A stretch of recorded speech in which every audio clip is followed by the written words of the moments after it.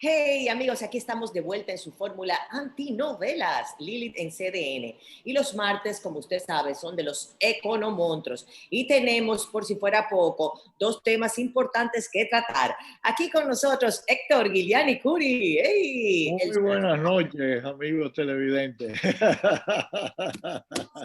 Guerrero que anda por ahí también, señores, ensacados los dos, respetando. Buenas noches. Ay, para tratar dos temas capicúa, uno en un bloque y otro en el próximo. Atiéndalo bien. Primero hablamos si el gobierno, sea el que fuere, el próximo gobierno, debe firmar con el FMI, fruto de esta situación, de esta pandemia del COVID-19. Y en el próximo bloque ya analizaremos si las AFPs deben devolver el 30%. Dos temas capicúa, pero estamos en compañía de los mejores. Y arrancamos con Héctor Guiliani Curi. Héctor, ¿cómo estás? Muy buenas noches, muy bien, gracias a Dios. ¿En cuántas semanas que llevamos de confinamiento? A mí son 5 o 6, ya yo perdí la cuenta. Ya uno pierde la cuenta. Señores, Rafael, lo extrañamos a Rafael Espinal, que se sepa, no lo mencionamos porque está ocupado hoy, nos está pegando unos cuernitos, sabrá Dios. Mira, yo lo que creo que el problema de Rafael es que cuando hay temas espinosos, el hombre ha bregado. Y como le... Es un hombre guapo. De este tema, el que nos compete en este bloque, sobre el FMI. Se ha señalado obviamente que estamos en un estado de emergencia continuo, cada vez se extienden más los periodos, no solamente a nivel local, sino a nivel mundial. Y obviamente el Fondo Monetario Internacional aparentemente es el Batman del momento, el Chapulín Colorado. ¿Qué dices tú? Mira, yo creo que todo va a depender mucho de las necesidades de divisas del país. Ya la República Dominicana giró al 100% de su cuota en el FMI, que son 477.4 millones de derechos especiales de giro, o el equivalente casi a 650 millones de dólares. En base al programa anterior que tuvo la República Dominicana con el FMI, el país en un programa ya con condicionalidad y todo, podría girar a un monto de alrededor de 840 millones o más de dólares del FMI. Ahora, fíjate, yo creo que depende para qué tú quieres al FMI. Por ejemplo, el sector eléctrico, que es uno de los puntos débiles que señalaba el FMI en su informe, básicamente con la caída de los precios del petróleo y también con la entrada de Punta Catalina, sus finanzas han mejorado notablemente, principalmente Edesur y Edenorte. Por ejemplo, Edesur, Edenorte ya tiene un CRI de un 85%, y quizás lo que debería pensar el gobierno próximo es ver cómo se rehabilitan estas EDES, principalmente en los circuitos de bajos ingresos y donde hay altas pérdidas, que son los circuitos D. Porque cualquier problema el problema que va a tener un gobierno próximo, si el FMI quiere reforma de precios, es que le va a tener que bajar los precios a los consumidores mayores de 300 kilovatios horas al mes, y va a tener que subírselo a los consumidores entre 0 y 300. Fíjate que eso, Héctor, escúchame, pero tú sabes que siempre está la clase media ahí envuelta, que ni una ni otra, y es un problema porque las pymes están ahí, las MIPYMES, no es solamente los sectores D, sino también que hay una contracción económica general, una recesión como nunca antes vista, y los pequeños negocios van a necesitar también un tiempo, digamos, de reactivación, ¿cierto? No, lógico, pero esos son sectores que si se adopta una tarifa técnica con los precios actuales del petróleo, experimentarían una reducción considerable en los precios. Entonces es una buena oportunidad para que un gobierno futuro, dentro de un acuerdo con el Fondo Monetario Internacional, tenga dos objetivos básicos. Crear empresas eficientes, tanto en el número de empleados por clientes, como también el coeficiente de recuperación de efectivo, es decir, cuánto es de energía que ellos colocan en las redes y cuánto recuperan en cobro. Yo creo que eso sería algo que podrían lograr. Y estas empresas financieramente, con los actuales precios de los combustibles, básicamente con la excepción de este, pueden pasar en 1 o 2 años a ser empresas eficientemente manejadas, aunque todas tendrían que recortar el número de empleados. ¿Cuáles serían? Bueno, continúa Héctor, perdona. Bueno, el otro problema también es que si la situación económica sigue igual, el FMI en la comunicación o en la nota de prensa donde le concede los 650 millones de dólares al gobierno, dice lo siguiente, que es para retornar a un marco de consolidación fiscal para asegurar una deuda, un coeficiente de deuda PIB que sea sostenible y que vaya cayendo. Entonces, en esa circunstancia, ¿qué es lo que está hablando el FMI? Este es un momento en que se va a requerir un aumento del gasto, pero los impuestos están cayendo por la recesión económica. ¿Qué van a hacer? ¿Van a pedir más impuestos?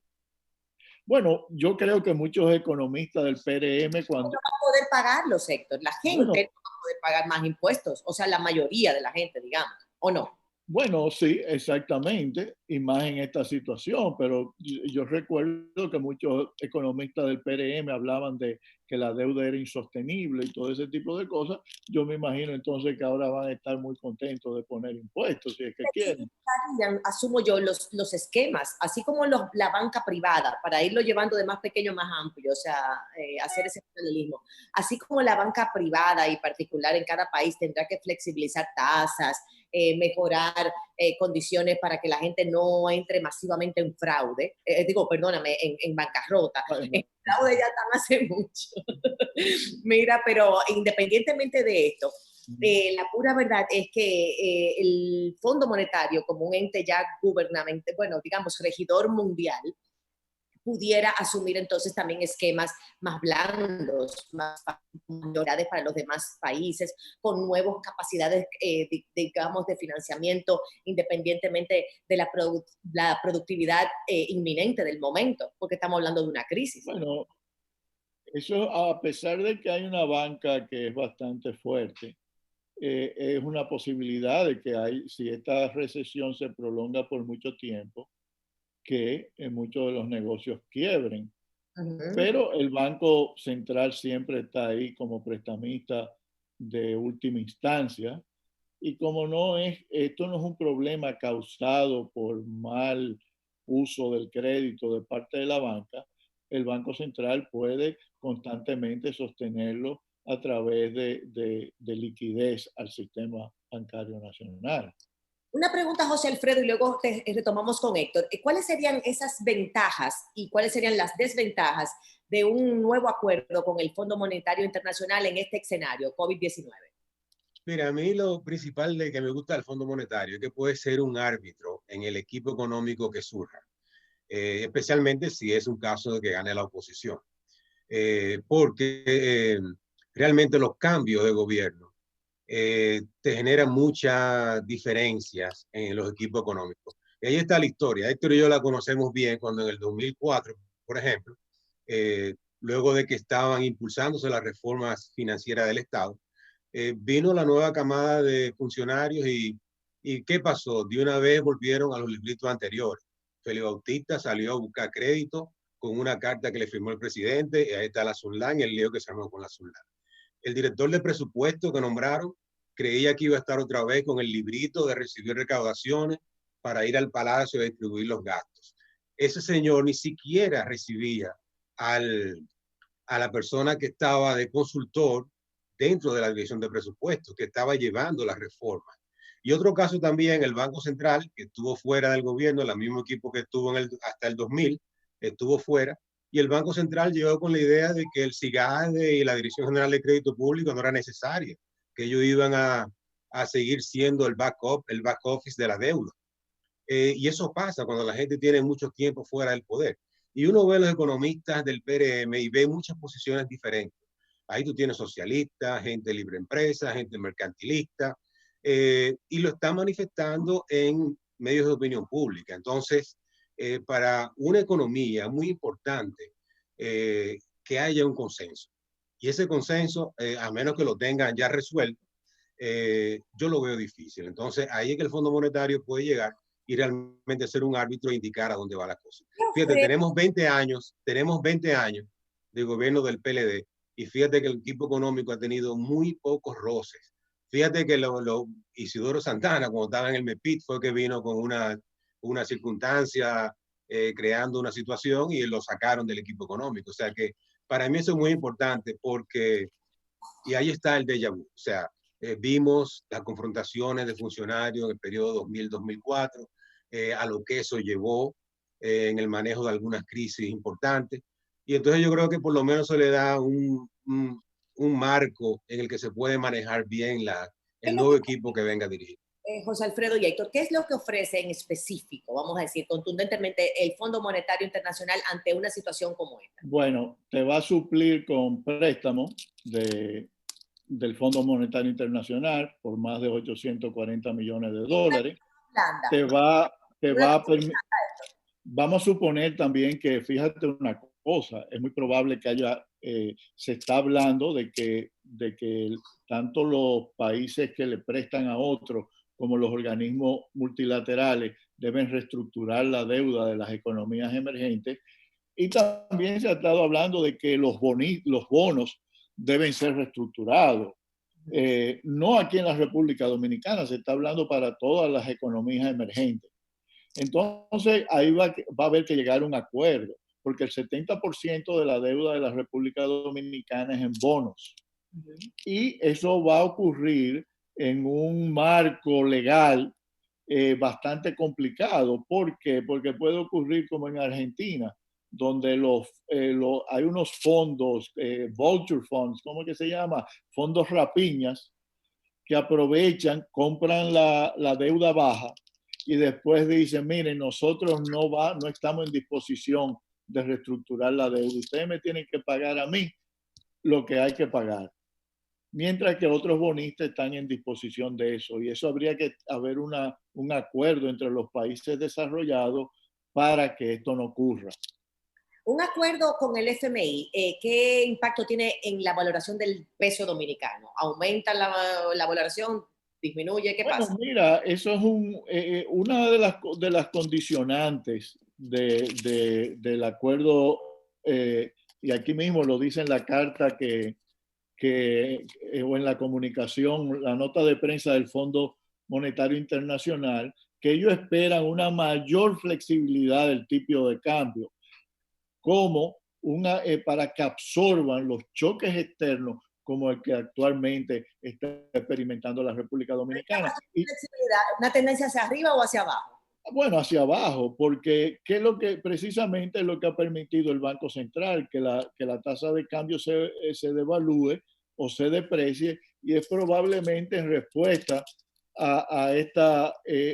para que el Fondo Monetario Internacional desembolse los 650 millones de dólares. Es decir, puede ser que sea algo fortuito, pero aquí hay una documentación que pueden ir al sitio del internet y leerlo, de que el fondo espera una mayor flexibilidad en el tipo de cambio, que es algo que ellos venían diciéndole al gobierno desde hace tiempo y el Banco Central no había hecho. El impacto de la industria de turismo particularmente, tiene, vamos a decir, una incidencia directa con la valoración de la moneda, fruto de, obviamente, el ingreso de dólares al país, a la economía. Y fíjate que decían muchos industriales de la industria turística que esperemos una tasa de cambio que pudiera llegar a elevarse incluso al 80 por 1. ¿Qué opinas sobre eso? No sé, no creo. Bueno, precisamente una de las cosas que ahí coincido con Héctor es que el Fondo Monetario, precisamente en los países que interviene y tenemos la experiencia, lo que hace precisamente es estabilizar los mercados cambiarios. O sea, eso de que pase a 80, eso realmente no pasa.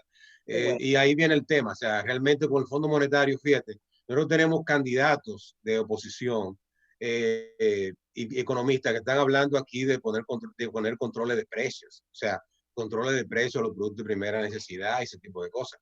Esas son cosas que con el Fondo Monetario no van. O sea, realmente no van ni con el fondo ni con lógica económica alguna.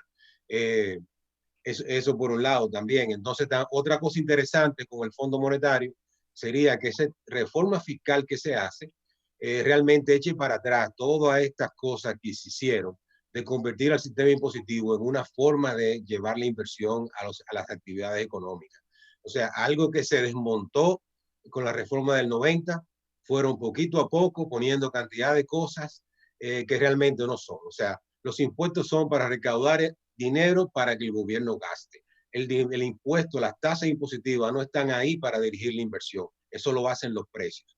O sea, por eso que yo creo que el Fondo Monetario, que no me gusta mucho alguna de sus políticas, realmente en una situación de probable cambio de gobierno, entonces ahí puede venir realmente a poner un marco en el que las cosas se manejen. Porque si lo ponemos como una gallera, si vuelve una gallera en el equipo económico, y yo quiero control de precios, tú no quieres control de precios, yo quiero devaluación, yo quiero tasa de cambio fija, entonces va a ser un pandemonio. La garata con puño. Señores, vamos a una pausa y regresamos con más. Muy interesante el debate sobre el Fondo Monetario Internacional. Seguiremos evolucionando conforme las noticias se vayan actualizando. Y luego, tras la pausa, con esta compañía espectacular de los economontos, Héctor Guiliani Curi y José Alfredo Guerrero, seguimos debatiendo ahora sobre la devolución del 30% de las AFPs. ¿Qué tan favorable es? ¿Qué tan ilusorio es?